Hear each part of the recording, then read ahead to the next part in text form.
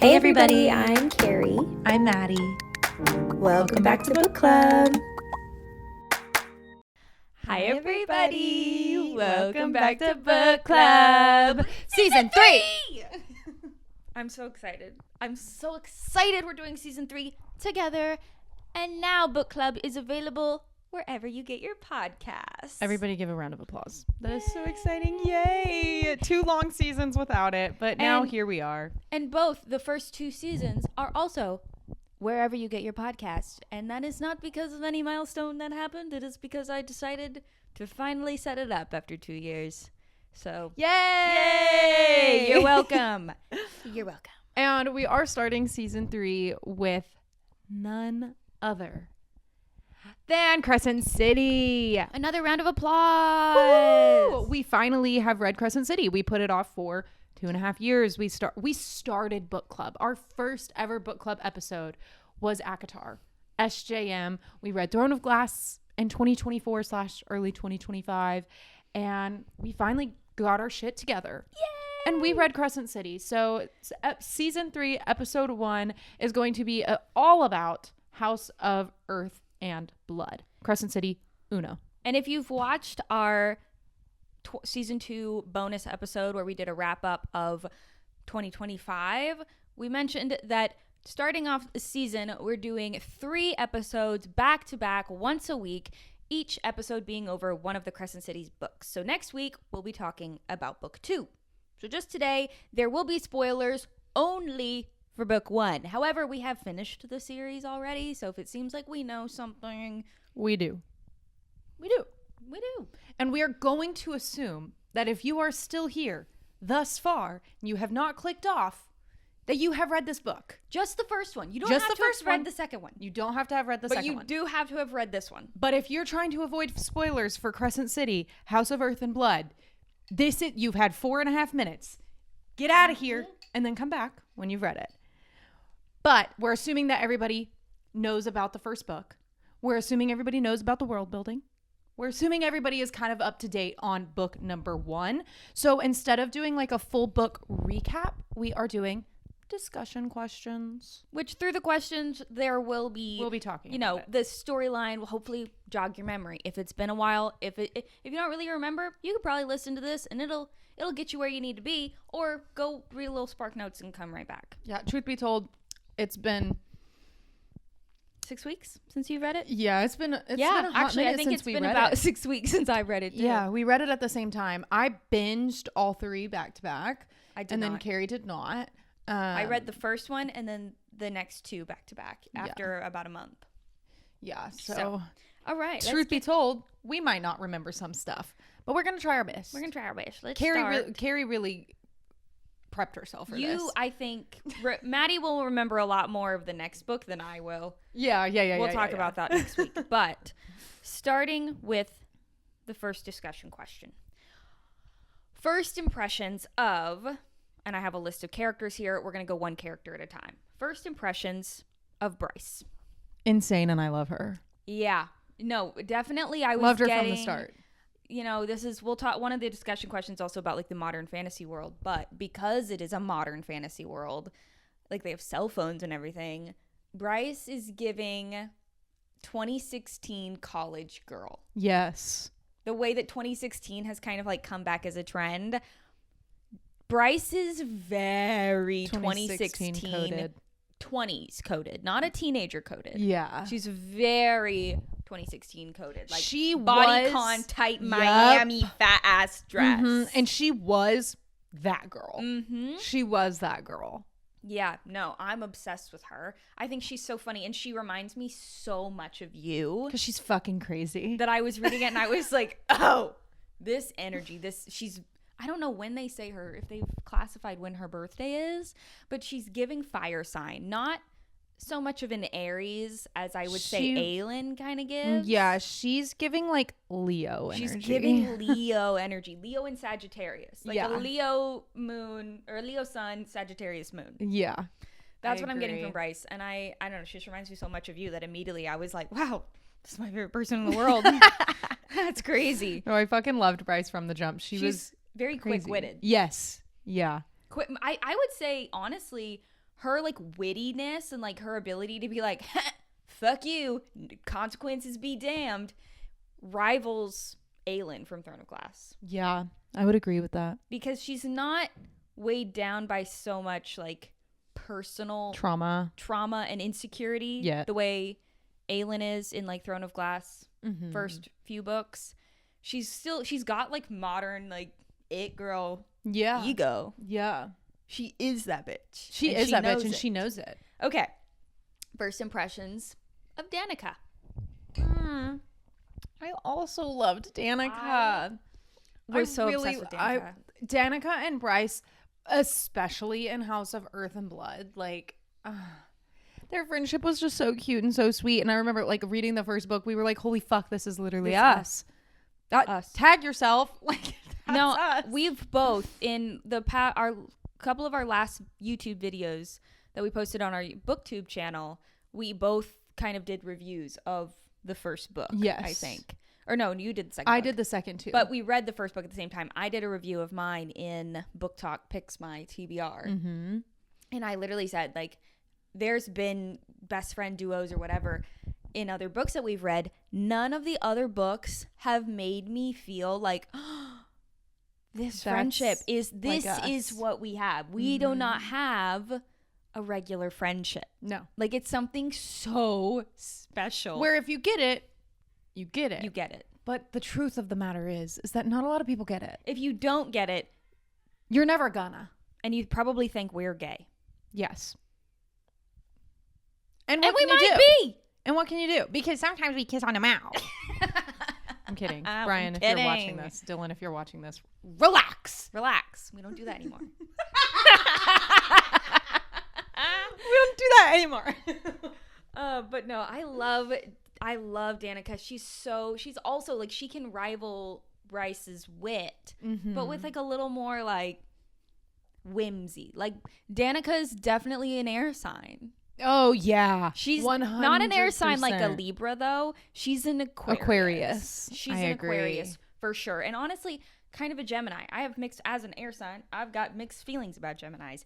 Some Geminis I know, best people I've ever met. Kate, talked about you. I love that Gemini. But then I've met some other Geminis where I'm like, oh, you are the worst. I think I've only really met a male Gemini. And I don't talk about men. Male signs just overall. Ooh, yuck. Ew. For sure.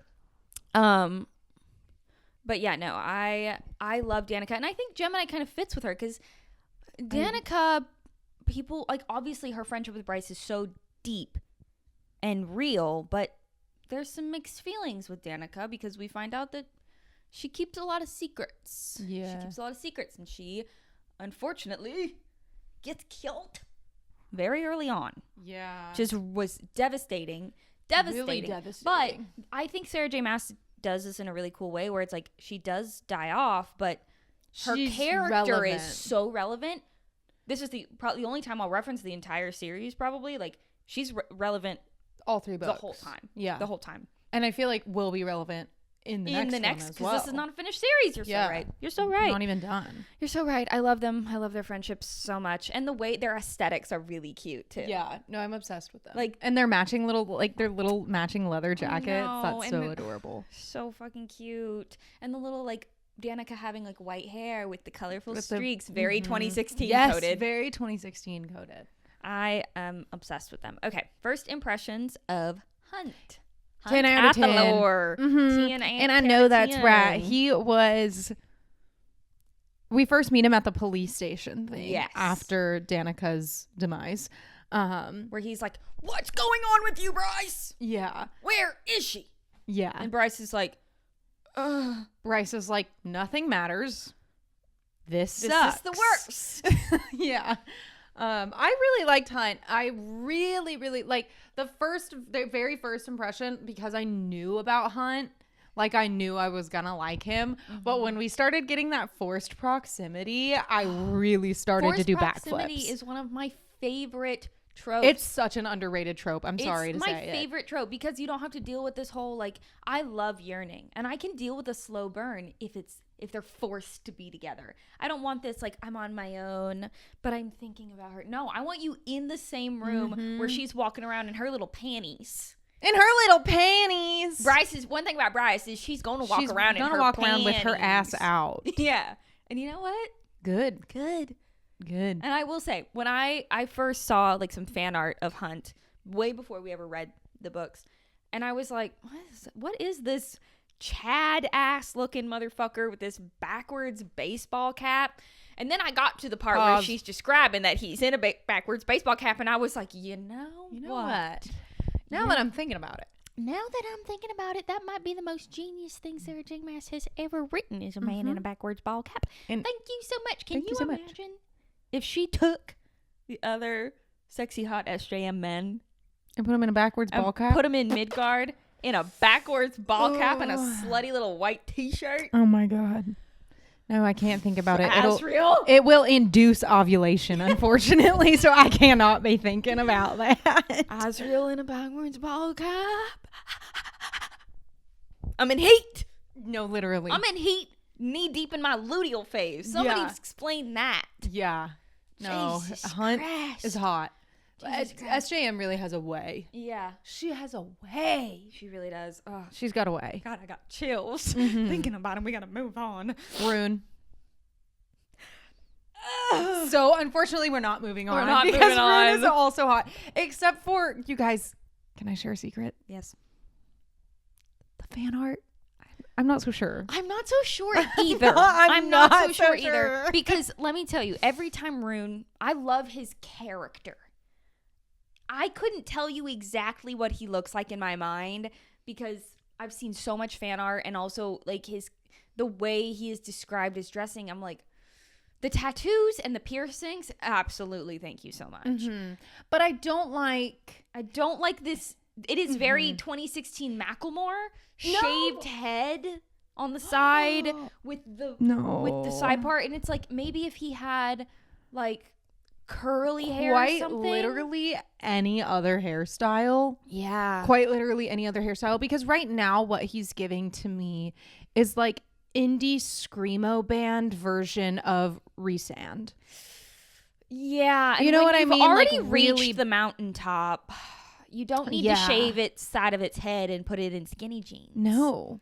Because what is it with these? I understand that it's a modern fantasy world and that it was written a while ago, but like, do we really need to put the men in skinny jeans? Yeah, I would prefer if we stopped. He's always in skinny jeans. In my head, that's not happening. Because also, too, one of the most iconic scenes, I think this is in the first book, where it's that line for Rune where there's a girl sitting on his face. I think that's in the first book. I think so. It's not, even if it's in the second book, it's not a a spoiler. There's a scene where it's like I'm almost positive it's first book, because you're getting introduced kind of to Rune, and he's get this girl shitting on his face, and he's on drugs and smoking his mirth root. I do like that he's a druggie. Yeah. Oh, he is a major stoner. Major stoner. I do Yeah. love that everybody in this book has. Is that something we should unpack? I really like that they have substance problems. Ooh. I mean, no, but I Not think you're so IRL, right. like IRL if you've Yeah. got substance abuse issues. Bad. Like, that's but not I great. think it really made In the the modern book, fantasy world make more sense. It made it feel real. That I was like, oh yeah, they're not straight edge. That tracks. Yeah. They're 2016 college students. Yes. Obviously. Yeah.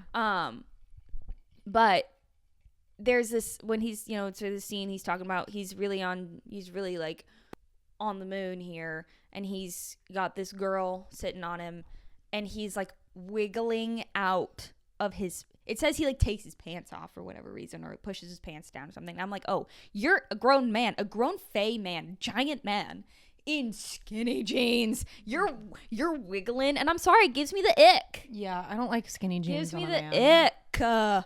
No, I agree. And I think in the beginning too, Rune is a little like, oh, I don't want to be a prince. Woe is me. That's that clip of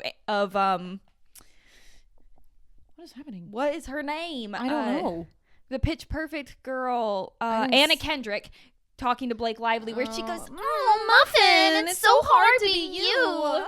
That's me at Rune in the first like 300 300 pages or so, Yeah. 400 pages of Crescent City. Rune, he's really good at encapsulating the rich boy or like rich daddy dickhead thing. But I did love Rune. I did love Rune, and I like Rune. that he has starlight powers. I was like, oh, this is sounding familiar. If you know, you know. Yeah. Sounding familiar. Yeah. The next ones we can kind of speed through because yeah. they're not as important. Let's see. How did we feel about the modern fantasy world compared to the other two SJM fantasy worlds that are more traditional fae? Classic. Yeah, traditional fantasy. They're living in castles. They don't have a cell phone. They got a sword, not a Glock. You know, I thought it was really badass. ACOTAR is always going to hold a very special place in my heart. The courts, the systems, like how everything is set up is always going to hold a really special place in my heart. Same with Throne of Glass. Like I think they're incredible and iconic. But the thought of these motherfuckers having a GUN, I really like it. No, I agree. I like it. It was probably one of the things that like I was reading this SJM books in the order that people have recommended reading them in. So Crescent City was always going to be last. But I did feel like I was like, oh, is it going to be kind of cringy to read about a modern fantasy world? But I loved it. I loved it, especially when shit really started to hit the fan in the last part of the book, when Bryce is obviously saving the fucking day, but she's running through. It's like, it's one thing to run through a battle with a giant sword and be like, ching, chung, ching, choo, like that. Really cool. Precisely. It's another thing to be like, Nancy Wheeler up in this bitch. Like, that's sick. It's so Somebody awesome. play the Hamilton soundtrack. No, literally. That's the feeling it was it's so giving me, awesome. where she's like, I am shooting down these fucking demons. Yeah. Ain't nobody wants this smoke. Yeah, nobody's stopping her. Nobody's coming in between her and Saving the fucking day. killing. That's for sure. Like, I thought it was so cool. Because then it's like, all right, then when, she has to switch to her other weapons, she can. But for the most part, she's like, also, maybe it's the southern in me coming out a little bit. But it really could be. It really but could all be. of the men being described as like, oh, he's wearing this, this, this. And you can see his little And he's got a holster. holster Thank in the you back so of his much. shorts, in the back of his Lululemon athletic shorts. And that'll do it every time. That'll do it every time. That'll do it every time. That'll do it Next. every time. How do you feel about the book being a forced proximity murder mystery? I think we kind of touched on Yeah. this. 10 out of 10. 10 out of 10. Forced Loved proximity, it. I think everybody can kind of agree that amongst romantasy, It enemies, keeps it rolling. enemies to lovers might be a little bit overused. Yeah.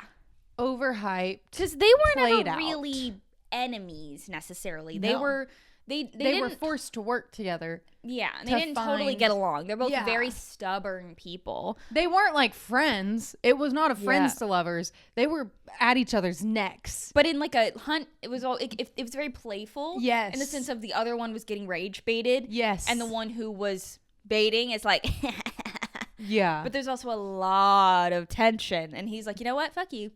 I'm moving in. When he moved into her apartment, oh, I levitated.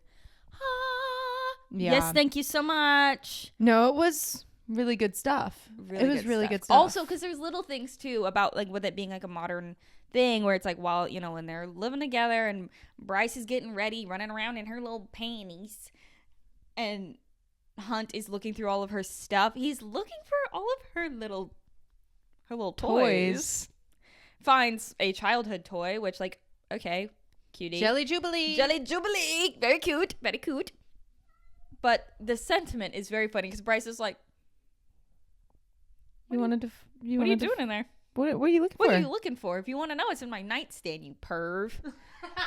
No, that was such a good scene. Yeah. No, the forced She doesn't get proximity was so phased. good. She doesn't get phased. Yeah, Bryce is like. She so- knows how to keep it cool. Yeah, she's so cool. Yeah. Okay. So, did you suspect by the... Oh, just kidding. Next question. Could you keep up with the world building? Yeah. If I'm going to be completely honest... The first 100 pages, both No. of us were like, ah! Yeah. Like really trying to like grasp it, because not only like there's a lot going on, because you meet Hunt, you get introduced to what the fuck Pack are of they Devils. called? Yeah, the Pack of Devils. You get introduced to like the Asteri, the government. the Asteri, and like the police force that Hunt works for, but he's a Yeah, 'cause slave, you have so to he figure has out to work there. that there's the Asteri, which is like all powerful, but then there's still powerful houses and royalty, and also there's the archangels. The archangels. And the Asteri is kind of like the overlords of everything, and then Yeah. there's like different drop down groups, and then there's different drop down groups of that. It's kind of like a really hectic family tree. So like at first it was pretty fucking confusing. And truly, I said, Sarah J. Maas, take the wheel. But if there's one thing about Miss Sarah, is that she is going to take that fucking wheel, and she is going to like talk you through it. Like yes, and she's gonna remind you. and she's gonna let you know what's important. So it's So- like really easy to read her books. Overall, we figured it out. Yeah, because I felt the same way with Throne of Glass. I was like, what the fuck is going on in this book? When they were like words, I was like, Who's that? It took me about 6 books to figure be out honest- what a word mark was. to be honest, I still don't fully understand the whole concept No. of. And even now, that. there's certain things in the Crescent City series, because it's not a finished series. I don't know what they're talking about a little bit sometimes. Yeah, You tell me it's important, I agree. I believe. And I believe. Yeah. Okay, did you suspect who killed Danica and the Pack of Devils?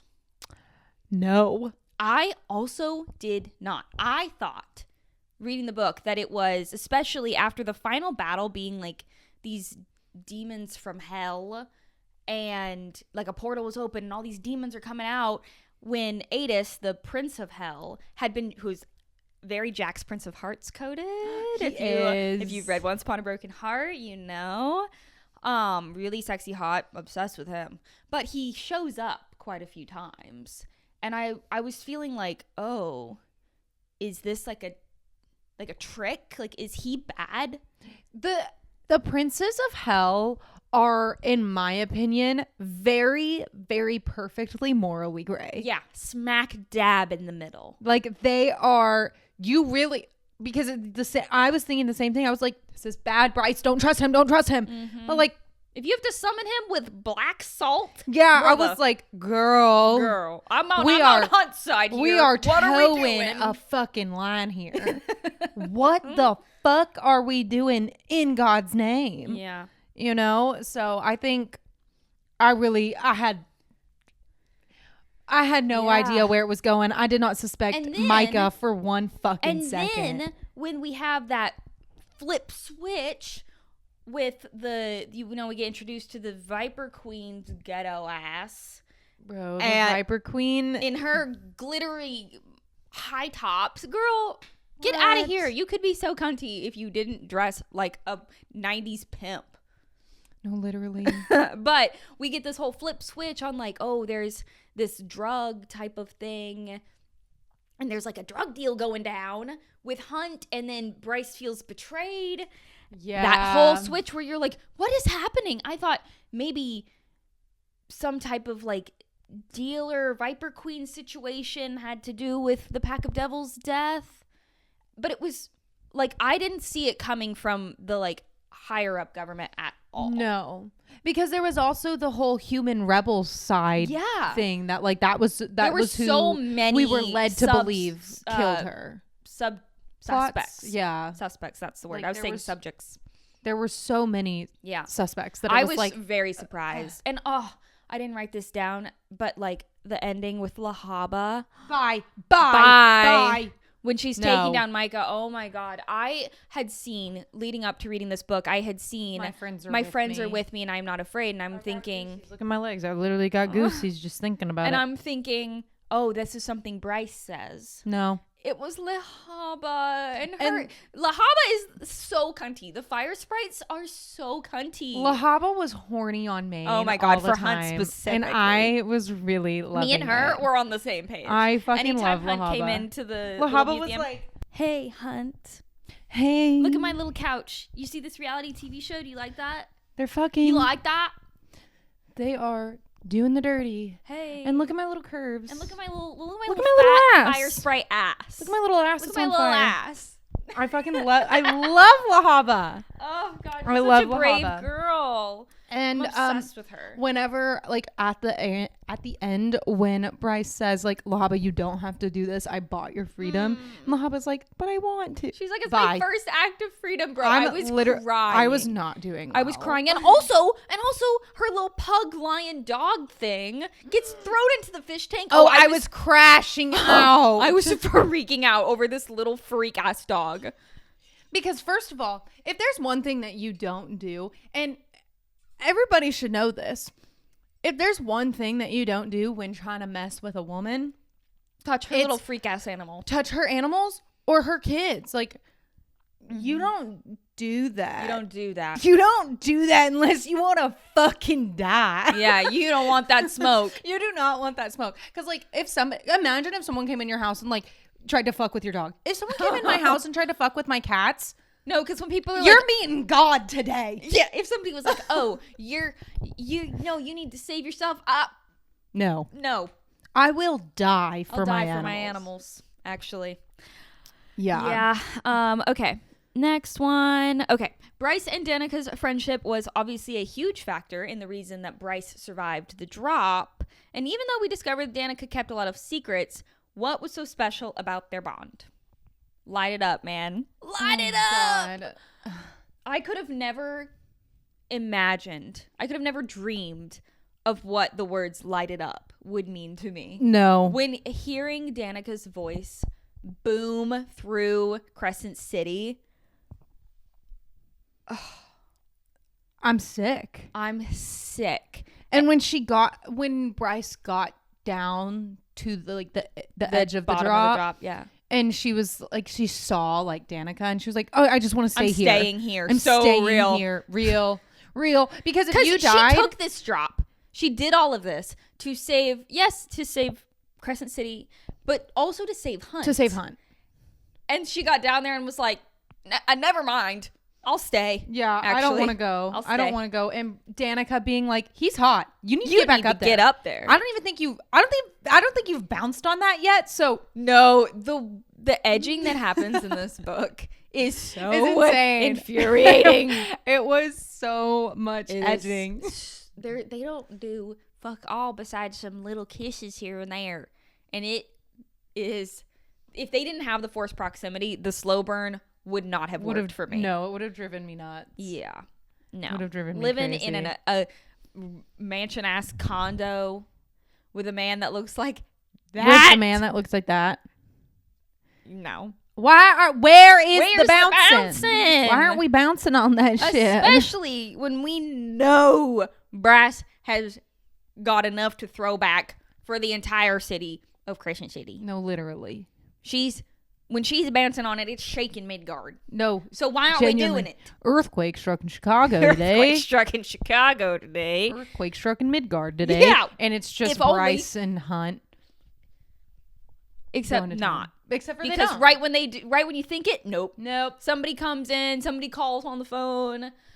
The fucking sky starts falling. Yeah. Shit's on fire. Ugh. And they're like, nah, we'll have to wait. Why? If the sky's on fire, why? Just it doesn't even matter. Just stick it in a little bit. Just the tip or something. Just a little bit. Just a little bit. Give me something Just for a the little bit. Christ. Just a little bit. Okay.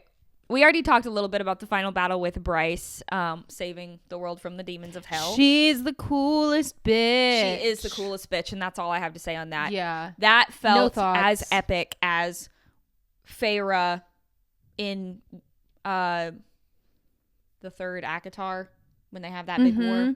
And Aelin. And a lead riding out to save Lorcan. Yes, that's what that gave. Oh my God. She was epic. Fearless. I need to see it on a screen. I need to see it on a screen. Stat. Okay. And then the last question I had is, at the end of the book, what were your final opinions on Hel, Adis, the rest of the wolves, and the Asteri? Let me just say this. The Asteri, I didn't think a goddamn thing about them. Me neither. When they got on their little FaceTime call and they said, "Hey Bryce, if you could not tell anybody about the horn in your back, if you could not tell anybody that you killed an archangel, that'd be great. And in return, we're gonna your little boyfriend, You can he have gets him. to go free. Okay, thank you so much. Bam. Bye. Boop. Out of sight, out of mind. Yeah, no, genuinely. Like, when that happened, I was like, That seems nice. that was kind of nice of them. But they're going to do something maybe They later. seem like a little shady. Like, hey, Yeah, it keep was- this under wraps. Yeah, it was But I definitely wasn't- shady, but I wasn't like. I was more concerned about the Viper Queen in the meat market. I than was about the estate. also slightly concerned about Jessica yeah. for a while there. I couldn't tell how to feel about Jessica. Yeah. I really couldn't, like, if you asked me to pick a suspect for who the bad guy was going to be in House of Sky and Breath, once I finish House of Earth and Blood, I probably would have said Jessica. I would have not know what to said. Yeah. Like, I would have been like, that's a fucking good ass question now, ain't it? Yeah, and even It then- might be hell. and like- even still, there was at the end of the first book. There's so many questions I didn't know. Fuck all. Even through the second book, I didn't know who the bad guy really is. No. There's again, like the murder mystery aspect of it, many suspects.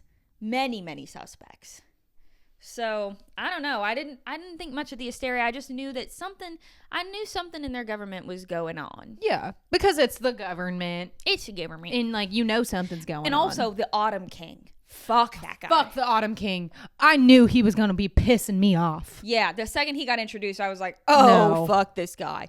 Don't Fuck like this it. guy. I don't like this guy. like it. And the way that Hunt, when he like goes crazy mode, watching on the video cam, they're watching Bryce fight this archangel. And he's like, oh, okay, so I'm going to kill everybody in this room. Okay.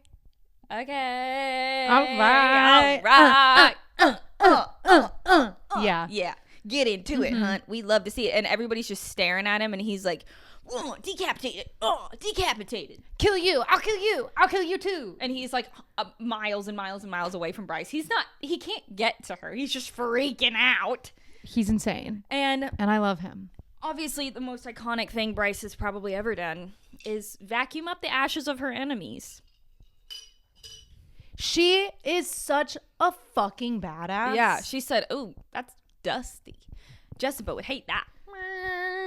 Also, like, I can just picture, like, she's crashed out because Lahaba has just met her fate. Her dog almost died. So she's That's enough to make like, me freak the she's fuck out. like so far into her crash out that she looks calm. And Yeah. you know, when a woman is so pissed off or like so freaked out, that she looks calm. And she's just casually vacuuming. Oh, she's crazy. Oh, yeah. Oh, she's crazy. Bryce is Oh, insane. she's crazy. Bryce doesn't... One thing about Bryce that is different from most of the other SJM women, she doesn't have to discover her crazy. It's there and it's at the forefront. Mm-hmm. It is at the She forefront. knows. She knows. She's got some crazy. fucking anger issues. She's got the nerve. Yeah. And I think that's why I really love Bryce. I really relate heavy on the... She said, I'm going to yell. I'm popping off first, consequences later. I am going to yell and I am going to hit. So fucking watch out. Yeah, even with Aelin in Throne of Glass, she still has to... Keep she's it under very wraps. calculated Yes. in popping off and her when she acts a certain way. Bryce, no. If she's got something to say, she's fucking saying it. Yeah. I love that. And I love that about her. I love that. I love that about her. I have one question. Yeah. Out of all three SJM worlds, what do you think would be the best on screen? Ooh. If we're going with like traditional, like with the type of fantasy worlds that we've seen on screen, I think Throne of Glass would probably be the best visual adaptation for what we've like going off of like references. Really? Because it seems the most old school. I think And because there's so many portions of that book where there is no magic, so there would be less CGI needed. that's true. And it's really a lot of battle scenes. My fear with ACOTAR would be the whimsy of the magic would be very hard to capture encapsulate. Mhm. on screen without it being really bad CGI or cringe. Like they'd have to do it so strategically. I really don't think there's anybody in this world that exists that is hot enough to play Azriel. I don't think there's anybody that exists that is hot enough to play any SJM man except for maybe Kale from Throne of Glass. Yeah. And he's a regular fucking guy. For those of you who don't know, he's the only human. He's just some guy. I think ACOTAR would be really hard to do. Mm-hmm. Throne of Glass TV series. Yes. Kind of like Game of Thrones. Yes. I think it would be, well, I think anything is better because I feel than like Game they of could Thrones. do like the wyverns and Manon and like witches. each book is a season, right? Incredible. Like that would be incredible. Crescent City, I think, could almost be like a Hunger Games / Marvel. That's exactly what I was thinking. Movies. Like each one could be a movie. Need to do books like this though. You need a Game of Thrones and a Marvel budget, and you need a $100 billion budget. Like you've got to have the budget. This needs to be like the biggest thing ever since the Marvel universe. Yeah.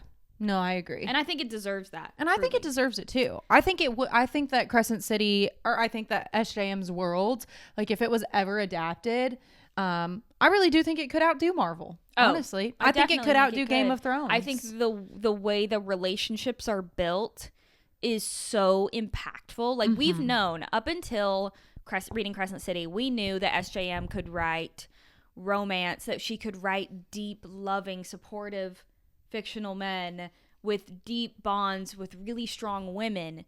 Crescent City was there are female friendships in the other series, but reading Crescent City, where it's like Bryce's bond with Danica is truly above everything else. It's above her bond with her mate. It's above everything. It is like the whole story is about riding on the fact that Bryce needs Danica. Yeah. And Bryce loves Danica. And Danica loves Bryce. Like that was the whole And it was like reading that, it was like, oh, not only can like Sarah J. Maas can write relationships and like deep connection, not just romantically. And it's not just romantic. Yeah. Honestly, reading that, and I think it's because we have the friendship that we have, I was like, oh, this is hitting me so much hard. deeper than any of the romance. And that says a lot because I love the romance, don't get me wrong. I love it. But when I read the lines, light it up, Bryce. I'm sobbing. Tears. Uncontrollably. And in the jacket, through love all is possible. Tears, not just romantically.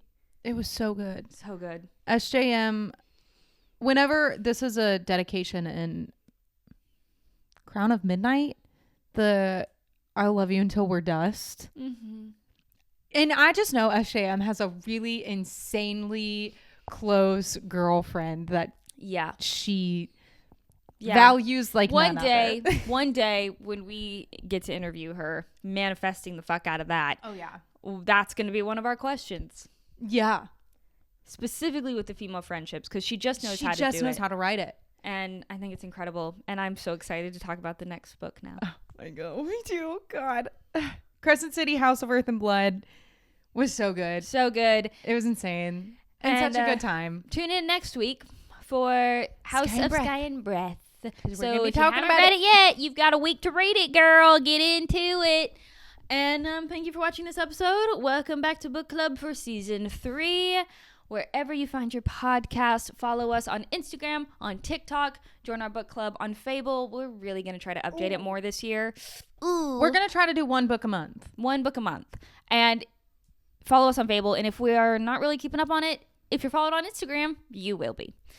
And check out our booktube. Carrie and Maddie on YouTube. We post actually entertaining, fun little book videos, not just sitting and yapping like we do here. So go watch those. We put our pussies into those we videos. Put our bookussies into our bookussies into those videos. So get over there, girl, and watch them. And subscribe. And tell your friends. And bring all your friends to book club next week. Yeah. When we're talking about Earth and Blood. Sky and Breath. Whatever. We just talked about Earth and Blood. You're so anyways, right. We'll see you next week. Next week. Bye. Love ya. Bye.